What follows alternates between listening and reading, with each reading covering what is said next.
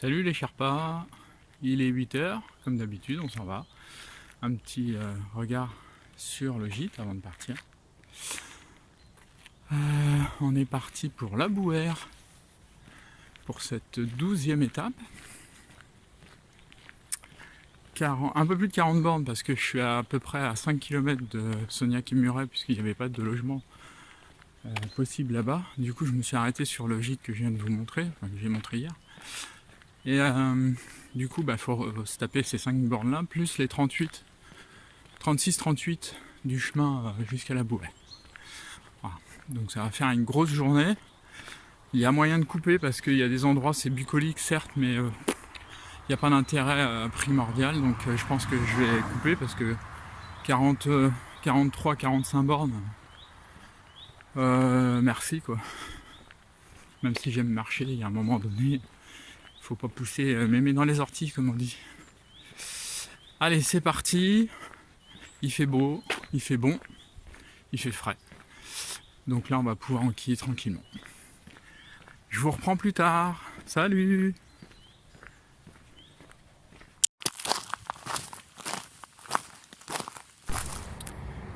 Quand je dis souvent que le chemin il est tracé probablement en fonction de raisons économiques ou éventuellement parce que des propriétaires ont racheté des parcelles où passait le chemin et qu'ils interdisent le passage et on retrace. Ce matin quand je suis parti du gîte, je pensais 6-7 km à peu près, 6 km de Sognac et Muret. Et 250 mètres après le gîte, il y avait un joli petit panneau qui indiquait une flèche vers la droite pour suivre la voie de Tours, 10 km. Sur mon tracé à moi, j'avais quelque chose comme 6-7 km en suivant la voie de Tours. Donc incompréhensible. Du coup, j'ai pas pris à droite, j'ai filé tout droit. Ce qui me mène sur une départementale qui est parallèle à l'autoroute. Alors c'est vraiment désagréable. Je pense que les autres 10 km vous emmènent dans un espace bucolique où vous êtes plus à l'abri du bruit. Mais vous tapez 10 bornes. Au lieu de vous en taper peut-être 6. Là, je suis presque arrivé à Sognac. J'ai mis même pas 1h30. En marchant. Bon, là, ce matin, j'avoue, j'ai marché assez vite. Je voulais pas perdre trop de temps par rapport à mon programme de la journée. Mais j'aurais quand même 6 km, quoi, pas plus. Donc ça m'aurait fait taper 4 km de plus pour rien, juste pour du bucolique et un peu de calme. Bonjour. Il y en a certains qui répondent et puis d'autres qui vous regardent de travers. Lui, il a été sympa, il a répondu. Donc oui, la voie de Tours, très sincèrement, jusqu'à maintenant, je suis au 11e jour là.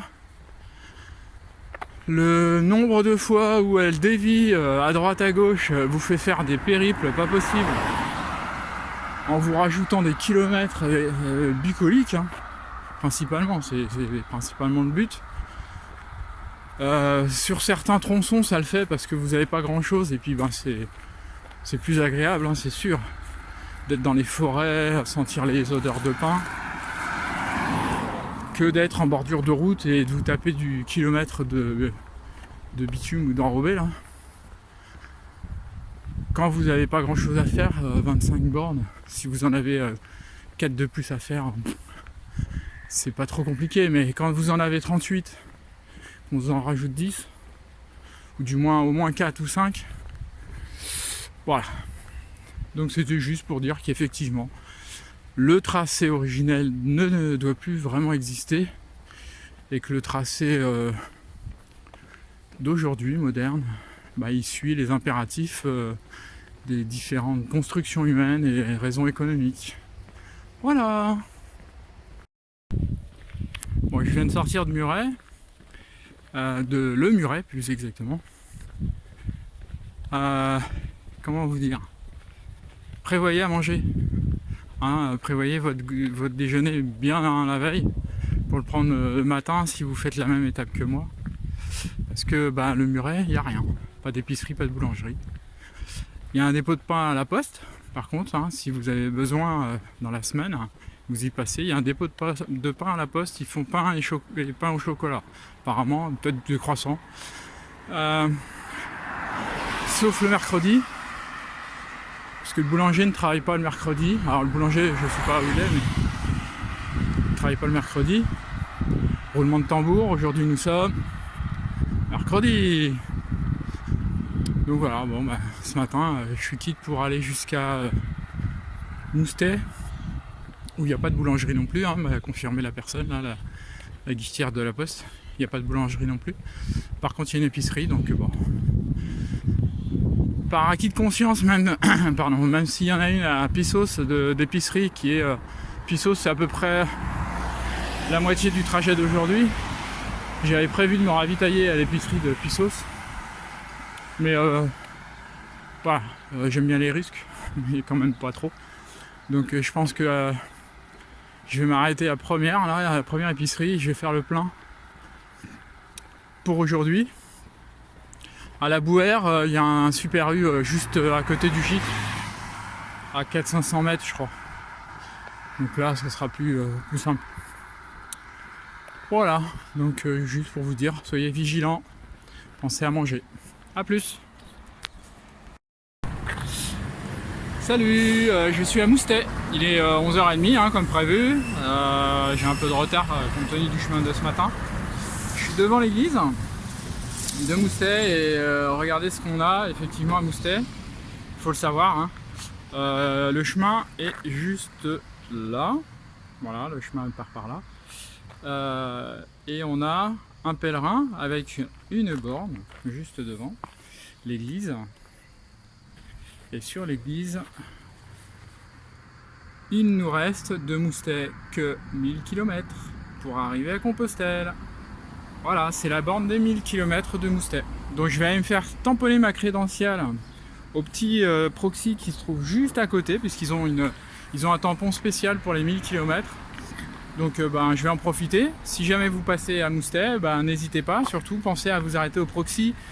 Il est excentré du chemin à environ 50 mètres. 50 mètres sur la droite. À côté, il y a la poste et puis un crédit agricole.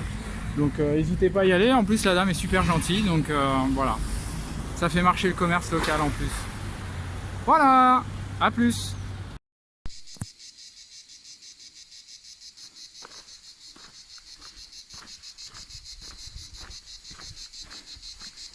Salut. J'ai pas pris le son tout de suite parce que je voulais que vous entendiez la cigale. Voilà, j'ai repris, j'ai mangé à midi moins 10. Mon petit protocole habituel. Voilà, une petite indication. Une demi-heure pour le repas, une vingtaine de minutes de sieste. Et puis c'était reparti. Et je suis rentré dans une forêt, c'est la ligne droite qui va me mener quasiment de Pissos jusqu'à la Bouère. Normalement on reste là-dedans quasiment jusqu'au bout. C'est super agréable parce que donc il y a les cigales. Là il fait super chaud comme d'habitude. Mais comme il y a des arbres, pas mal d'arbres, ça fait beaucoup d'ombre. La seule vraie difficulté technique sur cette partie, c'est le sol parce que c'est du calcaire blanc en sable. Et on a l'impression de marcher sur la plage, une plage de sable fin, ce qui fait qu'on n'a pas d'accroche, on s'enfonce, on glisse. C'est un tout petit peu plus compliqué pour enquiller les kilomètres, mais c'est tellement plaisant de ne pas être en bordure de route, le calme. Parce que ce matin, pour rattraper un peu les 10 km qui me restaient, enfin, les 6-7 du gîte jusqu'à mon point de départ de ce tronçon, j'ai fait que de la départementale et en plus je suis étonné parce qu'on est vraiment dans un trou paumé, hein. Une épicerie qui fait des pots de pain à 15 km à la ronde. Faut pas avoir oublié les deux, hein, je vous le dis. Et super dangereuse parce qu'il y avait un monde fou sur cette départementale alors que je pensais que ça serait assez facile. Des camions en masse, donc on est obligé de s'arrêter sur le bas-côté, d'être vigilant tout le temps, c'était fatigant. J'ai bien avancé, hein, mais c'était vachement moins agréable qu'ici, où là je vais perdre plus de temps, mais dans des conditions vachement plus agréables. Voilà, donc j'avance tranquillement. Pas de choix, de toute façon, vous voyez au soubresaut de la vidéo, hein. Je m'enfonce, je glisse. J'avance et puis je reviendrai tout à l'heure. Petit point d'eau là, frais. Hop. À tout à l'heure.